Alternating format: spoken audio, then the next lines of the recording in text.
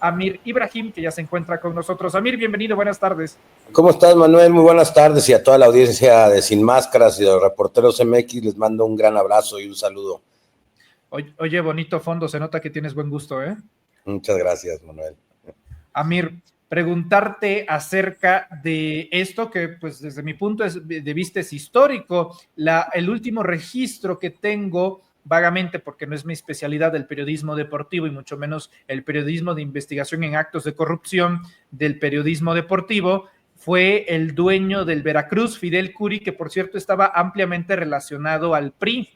Y ahora Alejandro Irarrágorri, que es uno de los hombres cercanos a Ricardo Salinas Pliego y que incluso adquirió 2 equipos de Ricardo Salinas Pliego, el Puebla y el Atlas, en acciones, ahora caiga por la misma razón que se busca y enjuicia a Salinas Pliego, que son adeudos al fisco. Pues es una práctica común, Manuel, esta evasión de impuestos en el fútbol mexicano. Ya lo habría documentado yo en la parte del cártel del gol cuando di esta presentación con el presidente López Obrador, y precisamente también una parte de esta presentación que hice se fijó en este personaje, Alejandro, quien en 2016 compró una franquicia que se llamaba Club Delfines, que el expropietario de esa franquicia era Amado Ñáñez, el famoso hombre que regalaba relojes multimillonarios a los funcionarios de oceanografía, que aparte esa franquicia había sido incautada en este proceso que llevó. De alguna manera, la Federación Mexicana de Fútbol desbloquea esa franquicia, y en el 2006 una comercializadora que se llamaba Comercializadora e Innovadora Monterrey SASB, que su giro era la instalación de redes y sistemas tecnológicos, le vende la franquicia de Club Delfines a una empresa de Alejandro Irarrágorri en 12,800,000 pesos. La empresa de Alejandro se llamaba TM Sports Club, SAPI de SB, y bueno, le cambia después él el nombre a la Jaiba Brava, que era el que jugaba en Primera A en Tamaulipas, para luego el gobierno de Cabeza de Vaca le diera 58 millones de pesos anuales a ese equipo por medio de varias secretarías, Manuel. La Secretaría de Educación Pública le dio 6,496,000, la Secretaría de Desarrollo Económico 6,460,000 también, incluso hasta la Secretaría del Bienestar, la del Instituto del Deporte, la Coordinación de Comunicación Social, la de Desarrollo Urbano, la Secretaría de Desarrollo Económico, la Secretaría de Educación y hasta la Secretaría de Seguridad Pública, válgame el señor, ¿sí? Le dieron en total a este hombre, al equipo, 58 millones de pesos del erario público para, pues bueno, pues según promoción del Estado en este equipo, que después, cuando viene y vuelve en esta parte que ya no hay ascenso y descenso, y les empieza y cambia el gobierno de Cabeza de Vaca al de Américo, o sea, cambia del PAN a Morena, pues era lógico que Morena ya no le iba a seguir dando ese recurso. ¿Y qué pasó? Pues se cerraron el equipo, se lo llevaron y desapareció mágicamente, mi querido Manuel. Esto es una forma de evasión fiscal en donde creo que es pues el inicio, digamos, de estas investigaciones que está empezando a hacer el fisco, la Unidad de Inteligencia Financiera, el SAT, respecto a los dueños del fútbol. Y Alejandro es una figura estratégica y muy especial en la corrupción que hay dentro del fútbol mexicano. En jerarquías de poder, ¿dónde posicionarías a Alejandro Irarrágorri? Pues yo creo que dentro de la estructura del fútbol hay 2 cabezas principalmente: Salinas Pliego y Emilio Azcárraga, básicamente, Televisa y TV Azteca.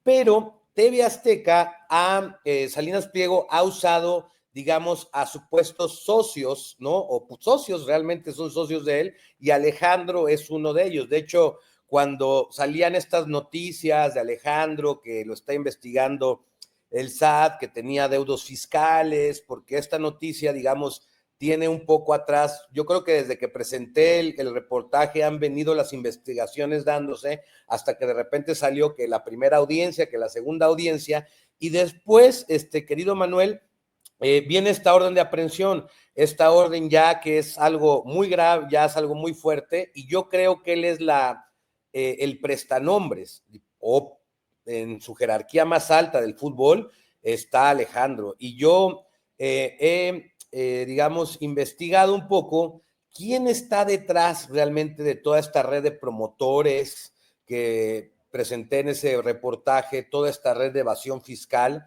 Y Alejandro es una pieza clave en esto, querido Manuel. Yo creo que si lo vemos dentro de la estructura del fútbol, yo lo pondría en una jerarquía tal vez del número 3, luego de Salinas Pliego y de Emilio Escárraga Jan, que a mi punto de vista son los que controlan el fútbol mexicano, y abajito de ellos dos, en favor de Salinas, está Alejandro, porque cuando empezó toda esta cosa de que estaban investigando, salía Salinas Pliego con Alejandro en su Twitter jugando golf, diciendo, aquí estamos jugando golf y la chingada. Entonces, eran hasta cínicos, Manuel. O sea, es que una característica de la federación es que cuando les investigas y les sacas una nota que se hace súper viral o súper fuerte, estos hacen como que la Virgen les habló, o sea, que la Virgen, o sea, no, nadie sabe, nadie supo, no contestan nada y empiezan a hacer como una especie de burla mediática, una burla sesgada de, miren, somos intocables, nos vale, aquí estamos jugando fútbol, pero estás jugando golf, ¿no? Pero ahora sí que ni tanto, de lo contrario, un juez no se habría atrevido de no tener materia para girar una orden de aprehensión contra Iraragorri. Preguntarte en los hechos el simbolismo de lo que representa que ahora este señor esté en calidad de prófugo y esté siendo buscado por las autoridades mexicanas. Pues es un simbolismo muy fuerte para el fútbol mexicano, ya que es uno de los principales, digamos, directores o dueños de club y de los principales clubes deportivos que representa a nuestro país. Es muy importante lo que está pasando a nivel fútbol, porque por primera vez en la historia de México, hay digamos, un dueño de club de ese calado que está siendo prófugo y está siendo, digamos, investigado por el SAT y por todas las autoridades hacendarias para que paguen impuestos, porque, mira, Manuel, cuando contratan a un futbolista, esas famosas cartas de fútbol, ¿no? Pues resulta que el club le paga, digamos, al otro club una cantidad, pero generalmente, Manuel, ocupan empresas digamos, pues fachada, ¿no? Para poder hacer esta transacción, porque son transacciones millonarias, son transacciones muy frecuentes, se hacen 2 contrataciones al año de jugadores, entonces digamos que lo hacen por medio de otras empresas que son las que según le venden en un precio mucho menor, en un precio mayor. Por eso es que los contratos privados de compra-venta de jugadores o de las cartas de los jugadores nunca se hacen públicos. Por eso el reportaje del Cártel del Gol, el primero que saqué antes de que lo presentara con el presidente López Obrador, fue una bomba porque acompañaba varios contratos de estos privados que usan los promotores, las empresas que usan los promotores y cómo hacen tejimaneje de comprar un jugador en un precio muy bajo en Sudamérica y venirlo a refundir al fútbol mexicano en precios exorbitantes, pero que además, y siempre lo dije, con una evasión en la transacción, porque si tú me dices, bueno, un comerciante compra una mercancía que vale 2 pesos y la vende en 10, ¿cuál es el problema? Bueno, el problema sería, en este caso, uno, que a la afición le prometen un jugador de estrella, de muchos millones, y es un jugador que realmente no es eso. Luego, en la transacción monetaria que se lleva a cabo, evaden los impuestos de esta compra-venta de estos jugadores. ¿Cómo? A través de empresas fantasmas. Yo lo demostré en el en el reportaje cómo evadían las reglas, porque además incluso saqué un audio en donde otro directivo, otro dueño de club, hablaba con el presidente de la Federación Mexicana y le decía y le hablaba de tratos por fuera o por dentro de la federación. ¿Y qué es lo que pasa? Que la regla del fútbol dice que todas las compraventas de jugadores deben de pasar por la Federación Mexicana de Fútbol y dejar un registro en esa federación. Pero cuando hablan de hacerlo por fuera, es que no lo hicieron por medio de la federación, sino que lo hicieron de manera privada, no queda un registro de esta transacción, usan las empresas fantasma para poderlas hacer y empresas en el extranjero para evadir todos los impuestos que esto podría generar. Y entonces ahí es en donde dice uno, entonces comprar en 2 y vender en 10 y evadir todos los impuestos con todas estas triquilluelas, saltándome todas las reglas que hay, entonces eso es lo malo. Por supuesto. Amir, un par de preguntas finales. Primero, ¿qué tanto pueden prosperar estos modelos de corrupción en el fútbol mexicano sin el permiso de la clase política? En el caso de Irarrágorri, ¿hay algún político o algún partido político que lo ha estado respaldando o beneficiando durante estos años para llegar a hacer lo que logró? A ver, Manuel, es algo muy parecido a lo que está pasando en el ambiente público, en el Senado y en la Corte. Tú sabes que Salinas Pliego mete fichas, tenía fichas en la Corte, tenía fichas en el Senado, tenían fichas por todos lados. Mira, dentro de las reglas del fútbol, en la ley del deporte, hay un comité de disciplina. Bueno, ese comité se supone que es la autoridad que pudiera sancionar a un directivo, a un dueño de club. Bueno, sancionan a todos los de los otros deportes, voleibol, que natación, que esto, pero a los del fútbol nunca. ¿Y qué es lo que pasa, Manuel? Que los últimos presidentes de ese comité de disciplina que prevé la ley para corregir o regular o disciplinar a este ramo del fútbol, pues son exfuncionarios de Televisa o exfuncionarios de TV Azteca. Entonces, cooptan, digamos, estas estructuras gubernamentales de reglamentación para que no haya ningún tipo de sanciones en las cosas o legalmente hablando que pudieran hacer. Entonces, pues Salinas Pliego es un hombre que tiene infiltrado todo el sistema burocrático y de poder del Estado mexicano a través de funcionarios públicos que él impulsa a través de el financiamiento económico y el financiamiento digamos, en las líneas de comunicación, TV Azteca, N40 y toda la ramificación de comunicación que tiene para colocar ciertos personajes que después le rinden, digamos, de alguna manera un favor para atrás, ¿no? Veo a mucha gente en el chat diciendo, pues sí, está muy bonito todo, qué chido, pero pues al final lo van a terminar de amparar, se va a zafar de esto con el actual sistema judicial, va a terminar en lo mismo de siempre. ¿Tú crees que puede ser así, Amir? Pues yo pienso lo mismo que la gente. A ver, Manuel, en este tema del fútbol llevo más de 6 años trabajándolo. El primer reportaje que saqué fue un reportaje que, aunque no llegó a la mañanera, llegó a todo el país, a todo el mundo. Me llamaron de España, de Argentina, de Uruguay, de toda Latinoamérica. O sea, me hablaron de todas partes en donde el fútbol es importante cuando saqué el reportaje. ¿Qué sucedió, Manuel? Que a las 2 personas que puse a la cabeza de este cártel, los hicieron de promotores, los volvieron dueños del Club Querétaro, ¿no? Y cuando pasó eso, al mes de que eran dueños, pasó esta situación grave de la violencia en la corregidora, estas imágenes que impactaron a todo el país, en donde pateaban a gente tirada y fue una gran violencia. Ahí es cuando yo decido decírselo al presidente López Obrador, porque dije, puta, los pongo en la cabeza del cártel del Gol. Se hace un escándalo internacional fuertísimo, salió en todos los medios publicados. Y lo que hace la federación, en lugar de corregirlos, es que admite a promotores que se vuelvan dueños de club, que es una aberración. O sea, tú sabes lo que cuesta un equipo de fútbol. Además, es la antítesis. Si eres promotor, no puedes ser dueño de fútbol. O sea, se brincaron todas las reglas que habían y a estos dos promotores que puse a la cabeza los volvieron ahora dueños del Querétaro.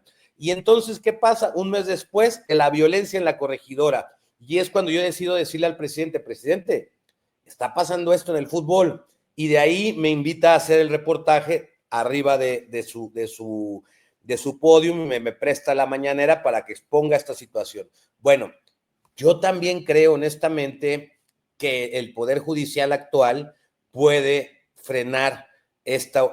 ¿Por qué? Porque hasta este momento de la historia, todavía hasta el día de hoy, 25 de abril del 2025, está el Poder Judicial anterior. Y en ese Poder Judicial están infiltrados cuantos jueces y magistrados de Salinas Pliego. Acuérdate lo que acaban de hacer con los colegas que denunció. Entonces, tiene mucho poder este hombre, aparte de tener un despacho gigantesco y aparte de tener, no sé, 14,000 millones de dólares de fortuna, ¿no? O sea, lógicamente, pues en este momento de la historia a mí se me hace muy probable que un juez o un magistrado que ya vaya de salida, que ya va a perder su puesto porque ya no compite o porque va a perder la elección, pues diga, pues te la concedo por unos cuantos milloncitos y esos milloncitos pues me los agarro de retiro.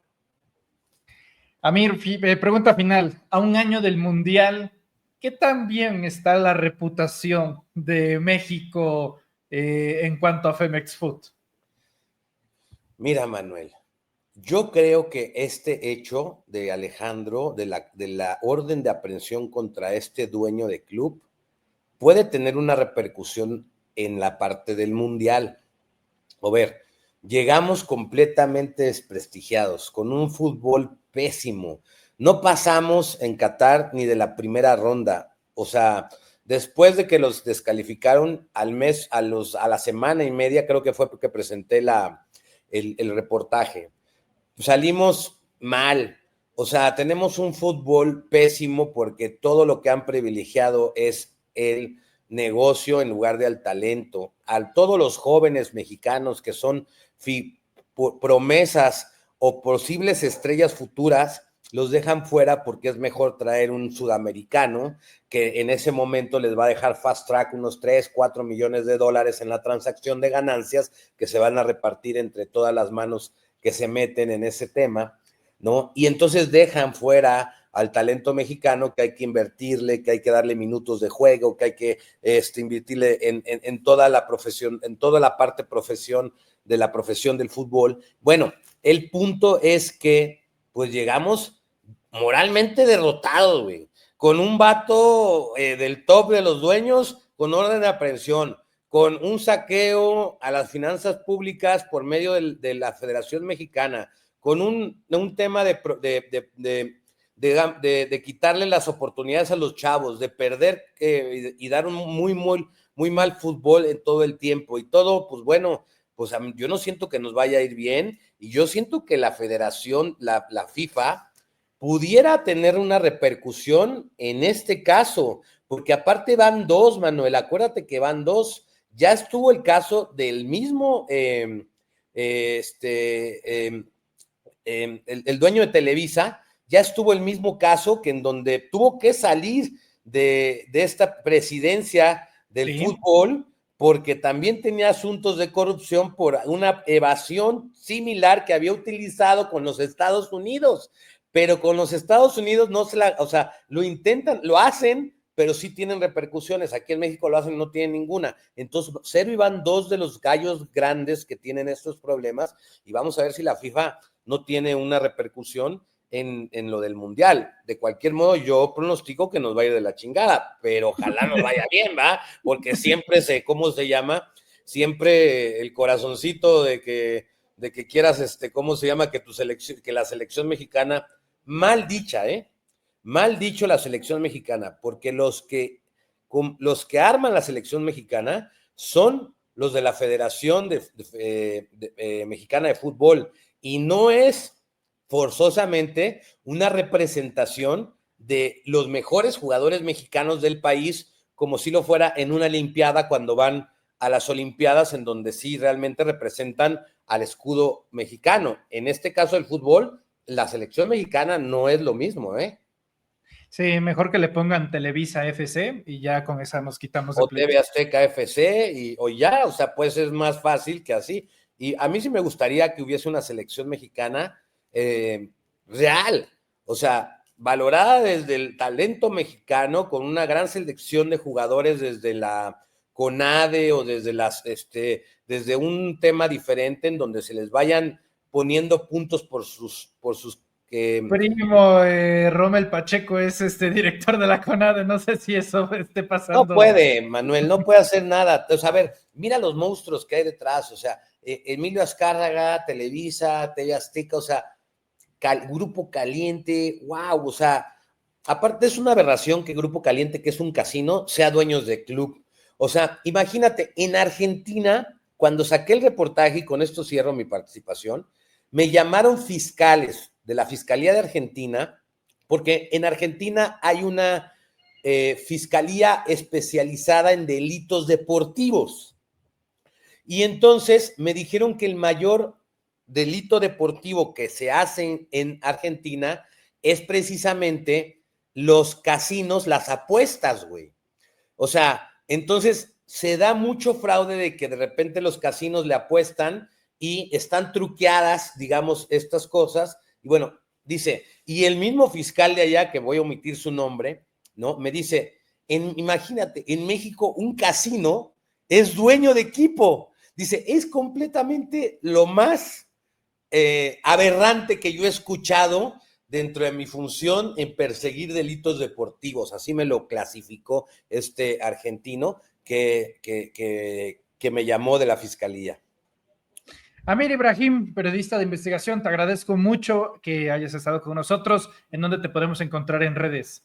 Pues en mi Twitter, que principalmente es la red que más uso, Amir Ibrahim QROO, ahí me pueden encontrar y pues bueno, también no dejen de leer a los reporteros MX en su portal, en sus redes sociales, regálenos like, regálenos comentarios en cada una de las diferentes redes sociales que tenemos y pues bueno, pues muchas gracias Manuel por haberme invitado a tu programa a hablar de este tema que tiene mucha tela de dónde cortar. Muchas gracias, estimado Amir. Te envío un fuerte abrazo y estamos en contacto. Hasta pronto, Manuel. Muchas gracias. Es el periodista Amir